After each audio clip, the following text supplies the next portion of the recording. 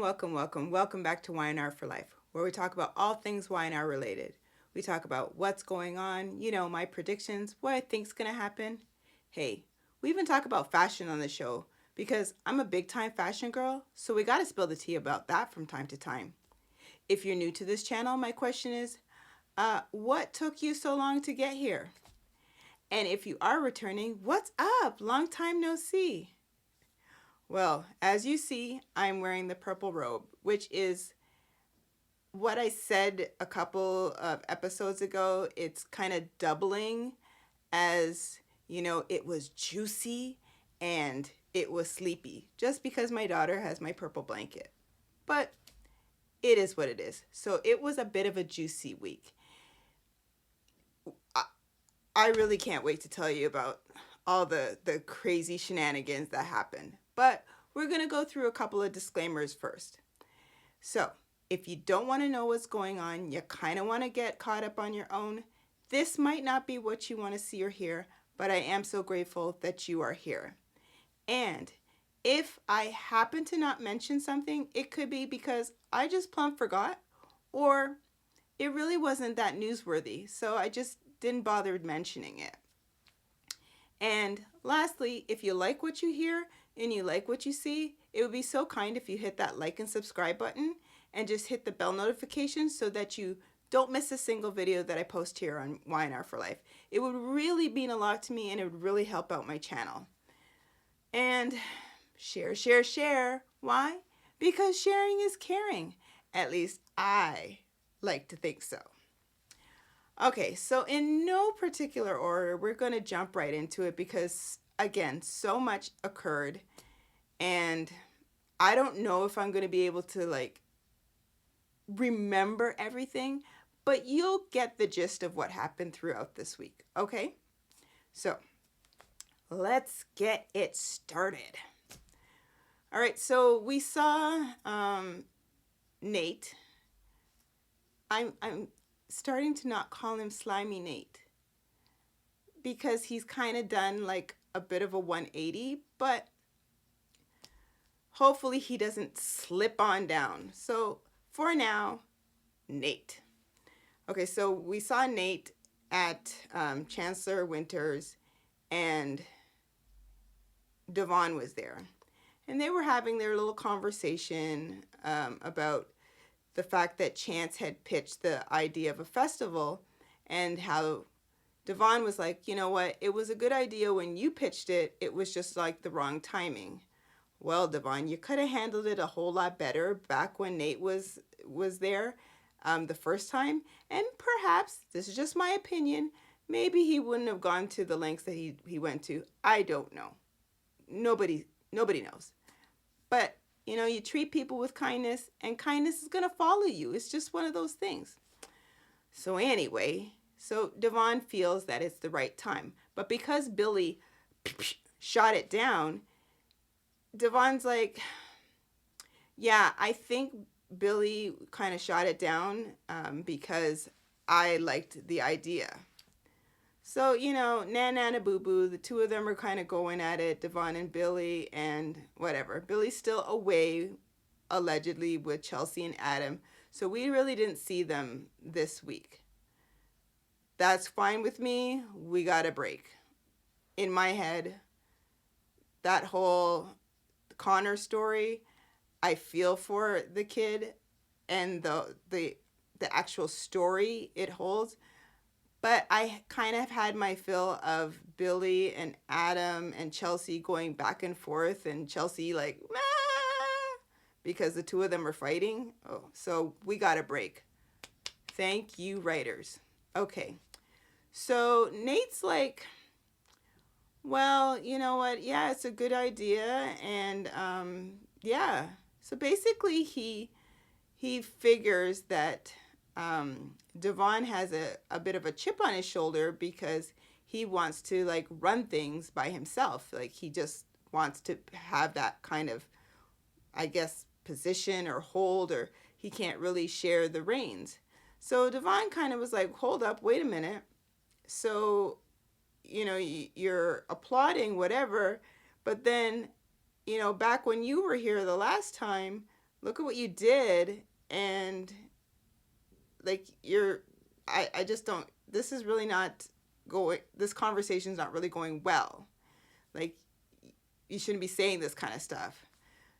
But anyway,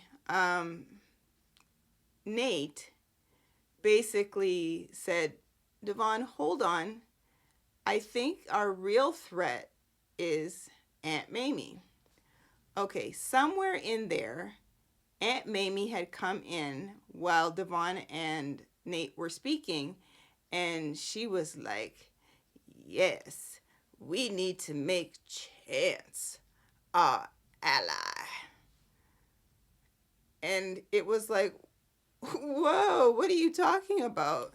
Like, he's like fresh out of the womb, like in here. Like, what are you talking about?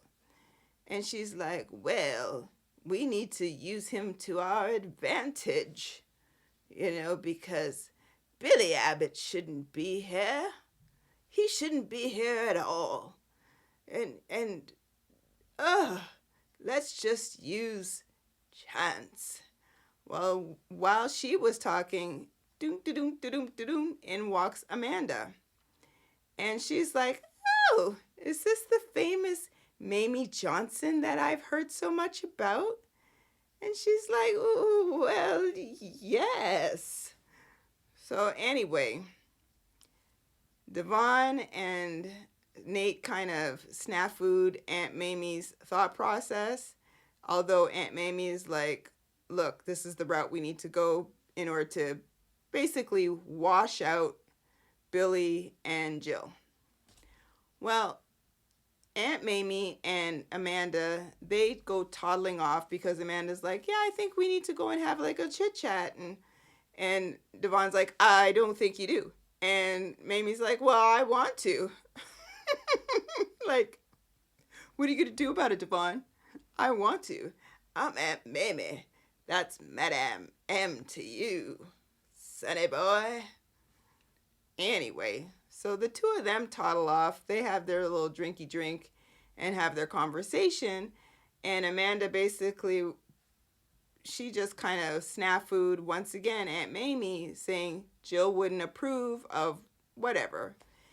Aunt Mamie could care less what Jill has to say. And she's like, I dare say Amanda had even told Aunt Mamie that, you're more like Jill than you probably even realize. Stab to the heart. What? Anyway, so, yeah, I don't know how well that's going to work out. I think they're going to end up, this is my prediction, they're going to just shove Aunt Mamie right out because she is just, in their eyes, a troublemaker. And in my eyes, I think she's a bit of a troublemaker too.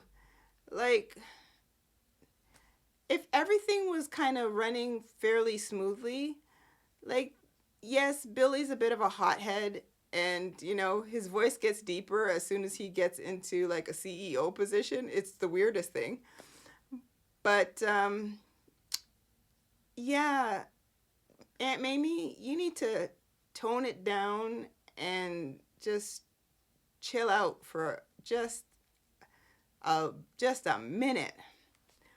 All right, so we're gonna leave them because that was pretty much that where they were concerned. It's what does Aunt Mamie want? She wants Chance to be the ally, and I don't know. We're just gonna move on. All right, so who should we move on to next? I dare say I want to move on to the funny part. Oh, Phyllis.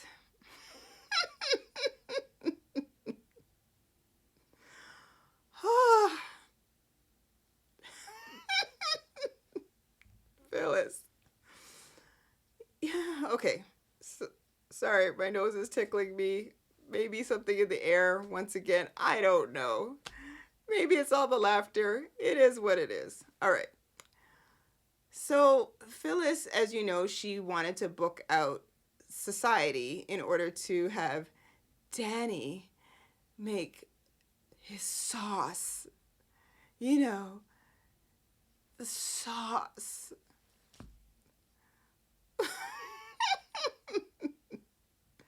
So she accomplishes this, but there was two patrons in the restaurant that she was going to like basically say, get the hell out because I rented the spot and I want it for myself and I'm about to have some sauce up in this place. But Abby was there and she stopped her like, don't make me regret what, I did, Phyllis. Like, calm down. She's like, look at them. They're in love. It is what it is. Just relax. Anyway. Oh, boy. I don't even know if I'm going to get through this. Okay. So Danny comes to society, and who's on his arm but the bug? Cricket. And she's, looking bewildered as ever. And she basically was like, you don't have to do this. Like, let's just get her out of, like, let's get out of here, this kind of thing. And, like, you don't need to be here with her, whatever. Like, we're together. Oh, okay, you're together now. That's interesting. So,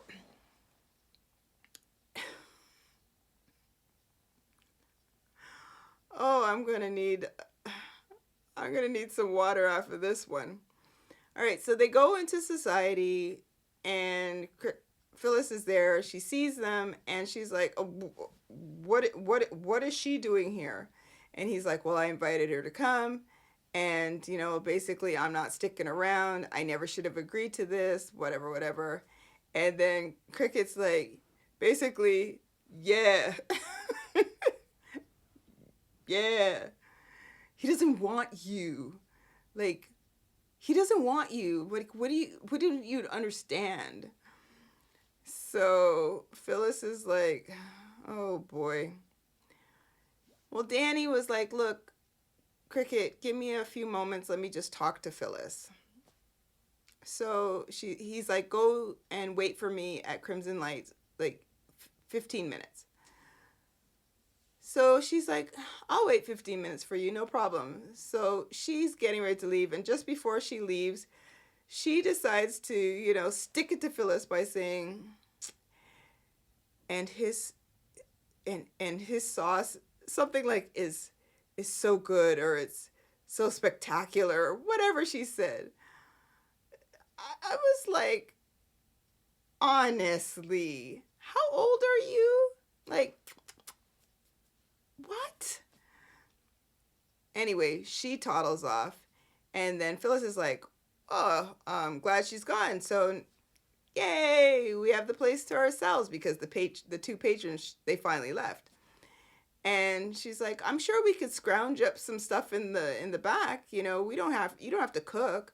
This was just, one evening to say goodbye. I don't know when I'm going to see you again. And it was just a dinner. That's all it was. That's all it was supposed to be. And he's like, I never should have agreed to this once again. And, this is not happening, whatever. I didn't want to lead you on, but, I just want to be your friend and whatever. So she's like, but you did agree to this and you promised. She all but went, you promised me. I was just waiting for that. Like, why not? That didn't happen. Too bad. Anyway, so Danny eventually leaves because Phyllis is like, look, just go. You got 15 minutes. She's waiting for you. Just leave. Just go. So he leaves, says he's sorry, of course, and she's left with a bottle of wine. Abby was like, oh my. So Abby, has a heart, and she was like, I'm like, this didn't look good, like, oh my goodness, I'm so sorry for you, Phyllis. Like what? So Phyllis basically starts to drown her sorrows in the bottle of wine, and she eventually she gets sloshed with this, and yeah. All right. Moving right along, Danny ends up meeting Cricket at Crimson Light, and basically she's like, "Oh, I was just about to leave." He's like, "No, no, no, I'm here." And he basically says to her, "What are you doing for the next X amount of weeks?" Invites her on his tour. He's allegedly going to sing to her every night and look for her in the crowd. And yeah, so she basically was like, "What?" And he's like, "It'll be like old times." You know what? Please, like Calgon, take her away. Just the two of you, just roll on off into the sunset and don't look back. Because, my goodness, they just don't need to be on the show. Just saying. I was happy that he came back at one point, but now I'm like, just leave. All right. Back to Phyllis. She ends up stumbling into the jazz lounge, and Nick's there. He's having a drinky drink at the bar. Coincidence? I think not. So she's stumbling, and everything with Phyllis these days is, this whole town has it out for her, and you can't say anything. You can't try and change because this whole town is against me, and whatever. Everything is this whole town. And sure enough, she didn't disappoint the whole time she was with Nick. This whole town. All right. Nick is like, "All right, you want to share?" She's like, "Buy me a drink and I'll tell you." Well, she's sloshed. She was stumbling all over the place. So while she's talking to Nick, this is, after a commercial break, she starts pulling off her fake eyelashes, taking off her earrings, pulling out her hair extension, and Nick's face is like, "Ooh." Even my brother was like, "Oh my gosh." Nick's face was like, "Oh my God, woohoo." And I laughed. All right, yeah, so he's like, "You don't need another drink. Basically, you're clearly inebriated. No, no, no, no, no." So he says, "I have a better idea. We're going to get some carbs into you." So eventually they mosey on up, and I'm fast forwarding here. They mosey on up to her room at the club, and he orders room service. Everybody these days, have you noticed, they're just having burgers and french fries? It's the weirdest thing. Tucker, Audra, burgers and french fries. You'll find out. What is her name? Summer and Chance, burgers and french fries. Burgers and french fries, onion rings, and mac and cheese. Ooh, her favorite. He's like, "Let's get some carbs into you." She's like, "Yeah, because my saying, I never met a carb that I didn't like." Oh boy. So she's in the room. She wants to change out of her outfit. She offers him a nightcap, and he says no thanks. She takes one for herself. He's like, "I really don't think you need to be drinking anymore, but whatever. You just want to tell me what's going on." So she starts to talk, and basically she starts, pseudo crying, and she just wants to change, but this whole, town doesn't acknowledge the fact that she has changed. And then she's like, "I'm just so lonely." What does she do? She leans into Nick to give him a kiss, and Nick's face was like, "Oh, okay." End scene, cut to commercial, back onto the show. He pushes her away saying, we both know where this is going to end up. Like, no, no, no, no, no, no, no. She's like, come on. I've got a good idea. No strings attached. Just hear me out. And then she's like, you're lonely. I'm lonely. He's like, I never said I was lonely. She's like, oh, come on. You're lonely. Sally left you for Adam. He's like, that's an instant cold shower. You brought Adam into the mix here. Like, no. So, bump, bump, ba-dum. Nothing was going to go on, Phyllis. Whatever. Room service came, and basically, Nick, he eventually toddles off. And you could see in Phyllis's eyes, it was almost like, yeah, I'm going to get him back. Phyllis, take it down a few notches. Danny didn't want you, and Nick, as much as I like the two of them together, no. I still want Nick and Lily to get together, because I just have a feeling that's going to be like a hot connection. Total power couple. This is just my opinion. And Lily can't come back soon enough for me, but we'll see. Okay, so that's pretty much how the whole Phyllis thing ended. Okay, so who should we talk about next? Okay, we have a lot to talk about where it comes to Nikki and Jordan and just the whole Newman clan, with the exception of, we've already talked about Nick. We're not talking about Adam because he wasn't there. But we are going to, before we get to Nikki and all that crazy stuff that occurred, we're going to backtrack and talk about like a couple of, albeit they weren't really scene fillers. They did have some relevance, but yeah, you'll see. Okay, so we're going to talk about Chance and Summer, how Summer ends up meeting Chance at the club at the bar, and it was like, oh, you're here, and they end up kissing while they're at the bar briefly, and whatever they were discussing, she said that she was hungry, and so they said, okay, let's order room service. Don't we all know what that is? All right. Or what ends up happening when they order room service? Like it's like clockwork. It happens every time. Somebody ends up hitting the sheets.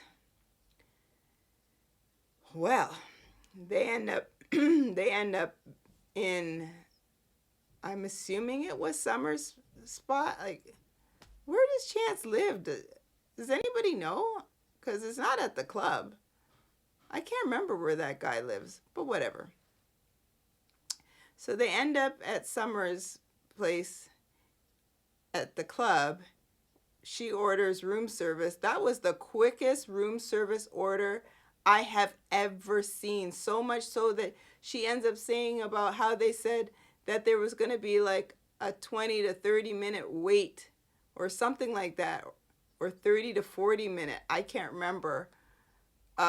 Because the kitchen was backed up. I was like, when did they even have an opportunity to say this? Because before you finished the order, you were hanging up the phone. So that was just, I was stunned. So then Chance is like, well, what are we going to do within 30 minutes? Like, what are we going to do? Well, anyway, cue the sexy music. They end up hitting the skins. Now, I don't know. Chime in. Did you feel like there was chemistry between the two of them? I'm on the fence. I'm not a big Chance fan, but I'm on the fence. It wasn't terrible, their chemistry, but yeah, I think it could have done better. Just my opinion. So they ended up hitting the skins. And she was like, I've been wanting this, or I don't know if she was dreaming about it or what have you. I don't even want to discuss them anymore, but Chance ends up getting a phone call saying that they want to further discuss his idea for the festival, and because they want to go through with it. Chance is all happy and excited, so we're gonna see where that goes. Okay, who else? There was Mariah and Tessa. Tessa was, just finishing up her shift at Society, and Mariah had walked in saying that she was hungry and that she thought she and her wife could have had like a snack or whatever, at the end of Tessa's shift.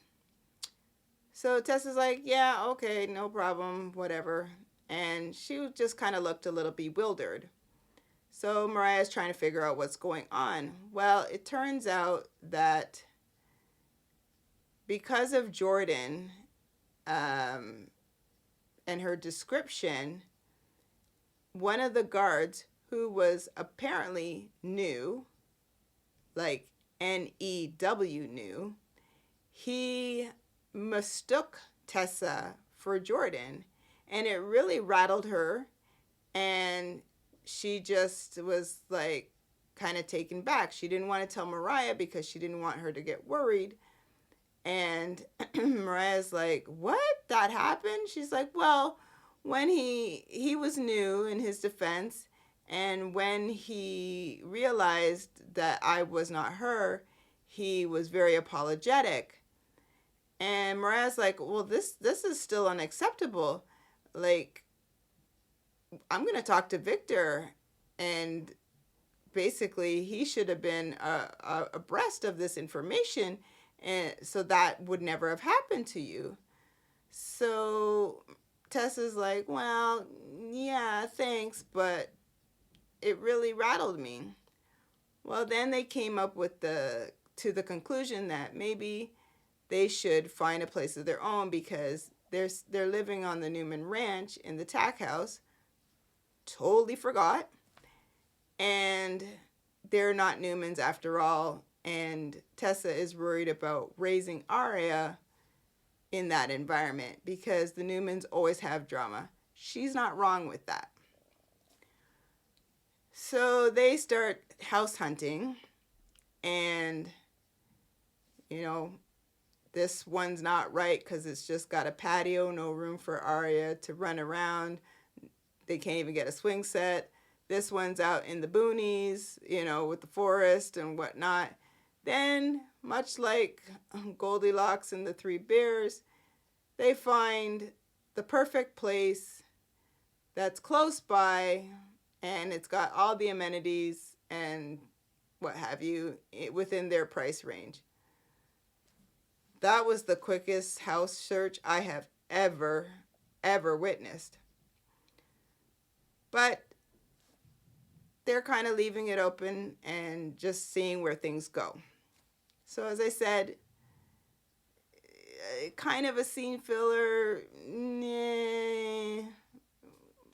I don't know. They really don't serve too much of a purpose, except, almost like stand-ins at this rate. And I really think that they could have a better storyline, but they don't. So we just got to work with what we got.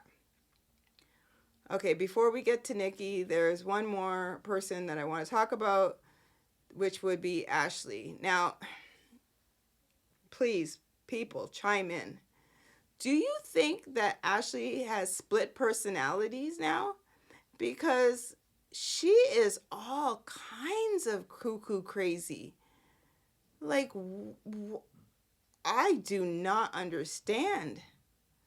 Side note, at one point in time, Abby had confronted Tucker and basically wrote him the riot act as to, what are you doing where my mom's concerned? Like, this is crazy, and I know you're up to something, and if you are, like, there's going to be hell to pay. And Tucker's like, look, I don't know what you're talking about, but there's definitely something going on with your mom, but it has nothing to do with me, and I don't know what to tell you. So it was like, basically like, cut the crap, Tucker, I know you've done something, and if you haven't done anything, you're going to do something, and you better cut it out. Tucker's like, I, once again, don't know what you're talking about. Well, Ashley has been back and forth to Tucker's room, and a little funny happened where at one point Audra had come to the door and Ashley was already in Tucker's room. So Tucker opens the door. Audra plants a kiss on Tucker. She doesn't see Ashley. But then when she comes in, she's like, oh, like, what is she doing here? And she's like,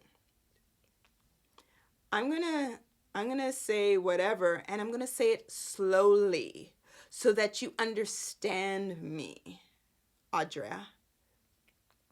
Man, I was in stitches. I'm going to marry Tucker again. And yes, I made a mistake. That was on me. But mark my words, the love that we shared only comes around like once in a lifetime. And like, we are meant to be together. And Audra is just kind of like, what? You gonna let her talk to me like this? And she's like, I'm going to fix this. Mark my words. So Ashley, she leaves. Tucker shuts the door. And the two of them, Audra and Tucker, at some point through that whole craziness, they end up hitting the skins. Once again, I am blazing through that whole Ashley stuff. Fast forward, fast forward, fast forward.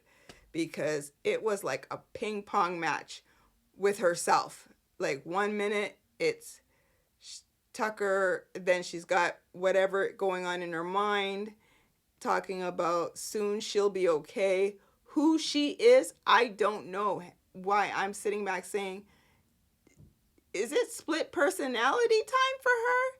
Because who is she? Even Jack was like, what? Diane made her little guest appearance, and I don't know what's going on with Ashley. She's just, hopefully they will put us out of our misery like with a quickness in order for us to know what is going on with her. I'm just like, was it the fender bender that did it? I'm confused. So I can't even bring any clarity to that for you because I myself, I'm confused as to what? So we're going to see with Ashley if her cuckoo for Cocoa Puffs moment is going to pass. Again, people don't come at me. I use my terms because those are the terms in my head, and I am fully conscious of people who go through issues. This is soap opera land. Once again, soap opera land. So don't come at me. It's for the love of the show. All right? Now that we cleared that up, we're going to see what happens with Ashley. So moving along to Nikki and everyone involved. Okay, so part of my prediction regarding Seth had come true. But then it fell off the cliff this week. So I said, I figured that Seth was going to be the one to come in and save the day where Nikki was concerned. And we were heading on that trajectory. Trajectory? You know what I mean. Starts with a T and ends with a Ori. So, we were heading up that way. But then, good old Seth, I don't think he couldn't really hide his emotions. He meets Jordan, aka Isabel, at the bar, and he is on a mission to like have her caught. Well, at some point in time, he grabs Jordan's arm and she's like, "You are hurting me. You've got quite the grip on me. Please let me go." I kid you not, she literally said it like that. "Please let me go." I'm like, who talks that way? And she's like, "Okay, great." He's like, "You're not Isabel. You're the woman who did XYZ and tried to put vodka in Nikki's veins." And oh, he went to town on her. And she's like, "Okay, fine, whatever. But who would do such a cruel thing? Like, put vodka in, like, are you crazy?" So then she's like, "I need some air." So he's like, "Yeah, okay, you're not getting away that fast. You're slippery."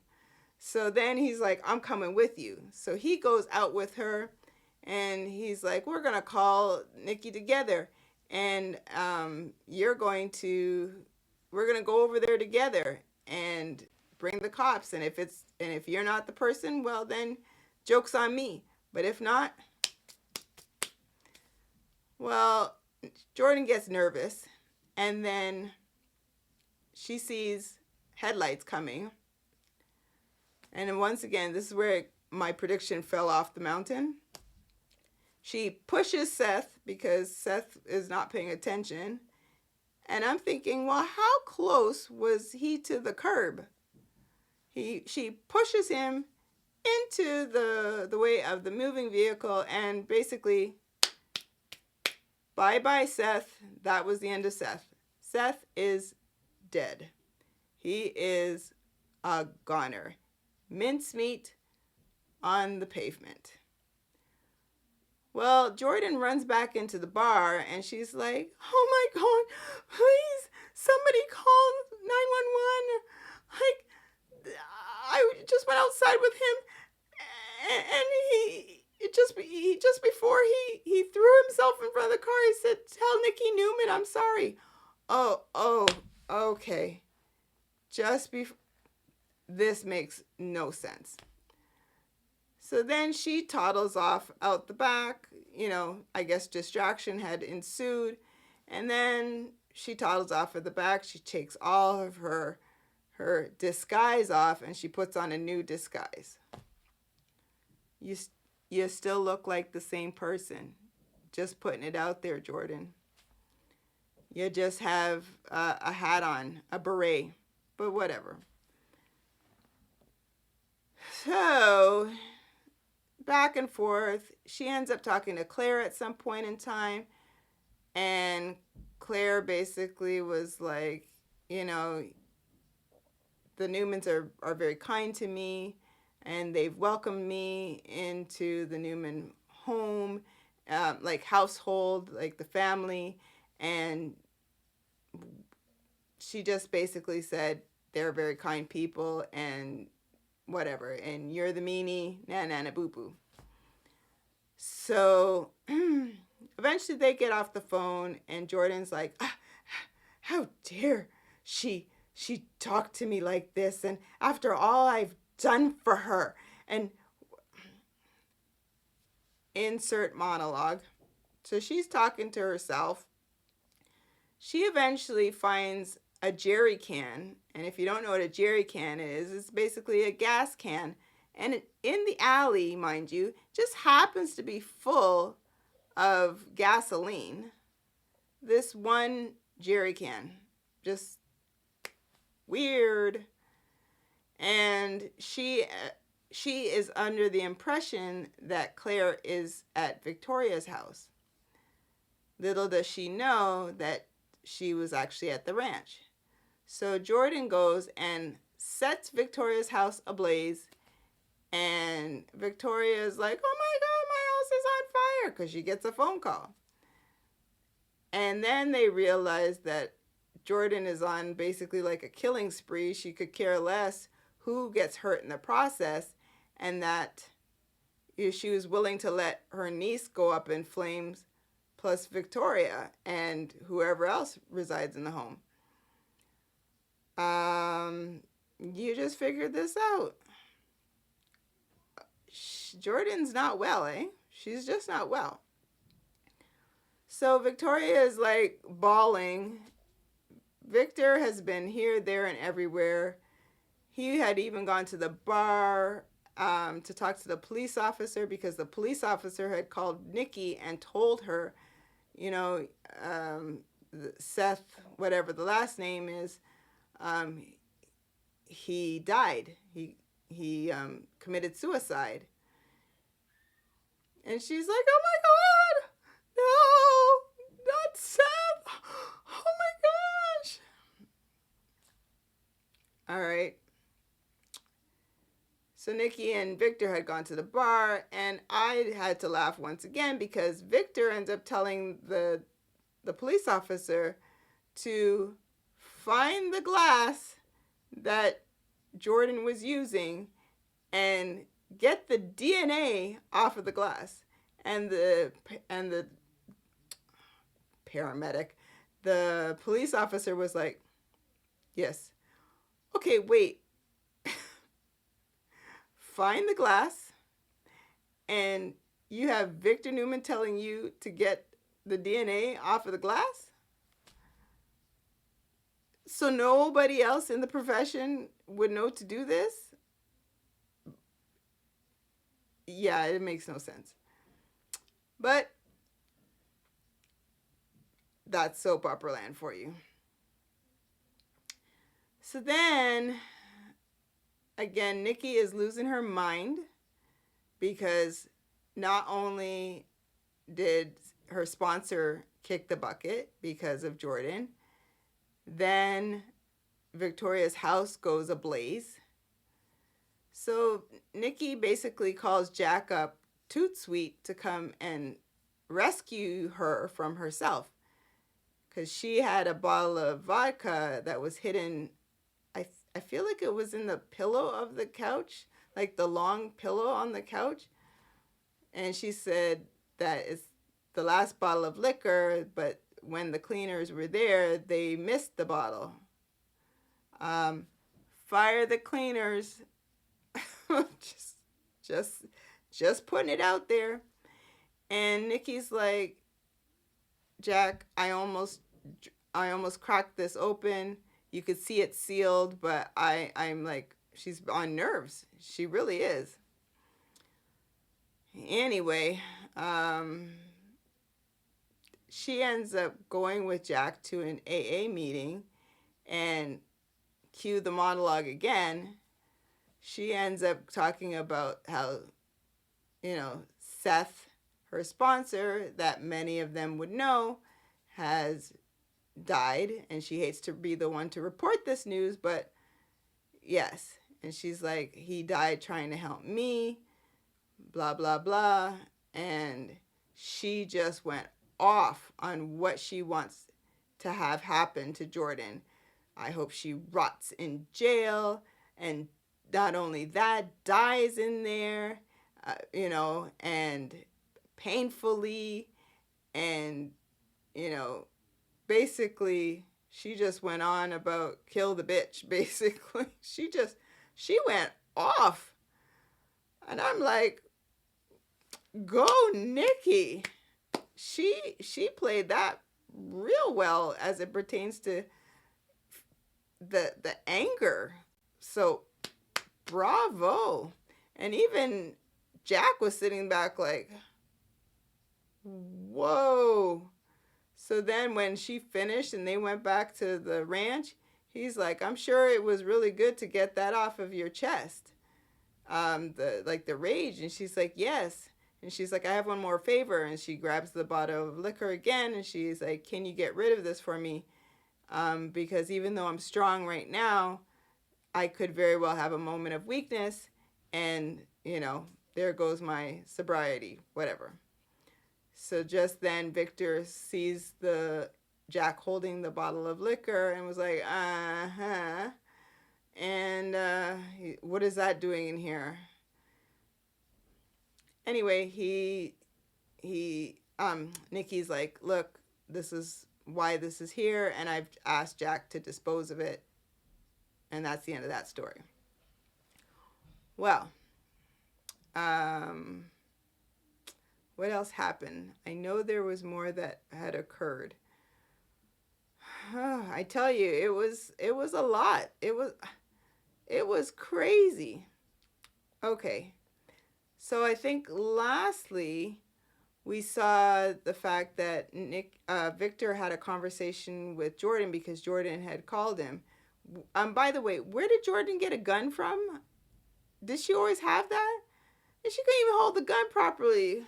She just looked all twiddle thumbs.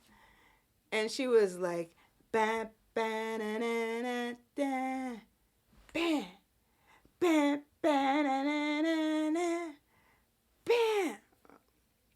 Weird. So she calls up Victor and they basically have their little conversation. And he's like, you know what? Meet me.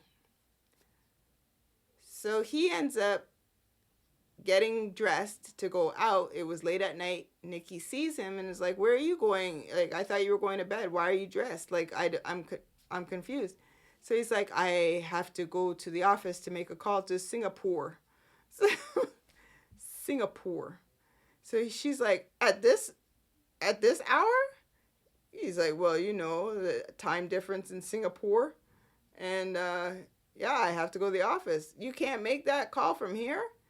No, I have to go to the office. She's like, look, it's just the two of us here right now. You need to tell me what's going on because I will not rest until you tell me what's going on. So eventually Victor caves and tells her that he had the conversation with Jordan. And, yeah, he has his plan in motion. In walks Michael eventually, and everything is in motion.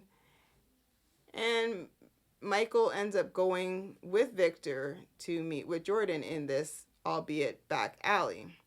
They basically say that they have, I think it was $10 million for her, and a new passport with new identity, the deed to a house in, I don't know if it was the south of France. I can't remember where he said, but she'd have her whole heart's desire. All she needs to do is leave USA and never look back. So she's like, well, what's to say that when I leave that you're not going to get the police on me and what? And he's like, I've got an idea. Take me as your hostage. Well, that just went off the rails. It was just weird. And again, we pretty much ended the week with that set of craziness. Her pointing the gun at both Michael and Victor. And the way they've left it is that you believe that she's going to end up shooting Victor. But, you know, Victor just needs to come in with the 1-2 punch. And she's out of there. Out. So, I don't know. We shall see. Again, if I fail to mention anything, it's because I either plumb forgot or it really just wasn't newsworthy. So we're going to pretty much end it there because, again, it was a lot that occurred. It was just conversation after conversation. But I feel like this week coming is going to be even juicier than this week that just passed. So if you stuck around to the end of this video, I am so appreciative. I'm so grateful. You know, I love you lots. I really appreciate your time. It does not go unnoticed. And I just love what I do as it pertains to the love of the show. It's just fun for me, and I'm really happy that you stuck around. So, if you like this video and you like the type of content, please feel free to hit that like and subscribe button. It would really help out my channel and really just get it out there. And don't forget to share. Why? Because sharing is caring. At least I like to think so. So you guys enjoy your week. Let's see what this week coming holds, and I will catch you on the next video. Bye.